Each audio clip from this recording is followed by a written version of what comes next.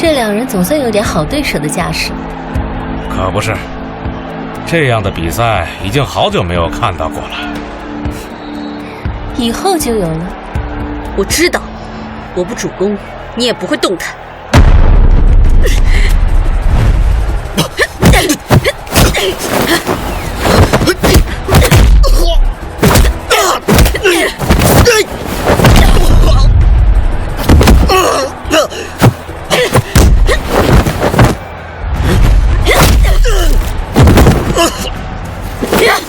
哎，犯规！什么犯规啊？没犯规！就是啊，犯什么规了？对啊，光防守能赢得了吗？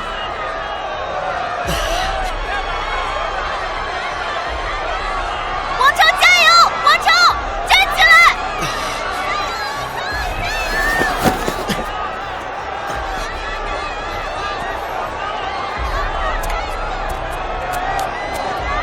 下去吧，太丢人了！快回家吧，你太弱了！过来！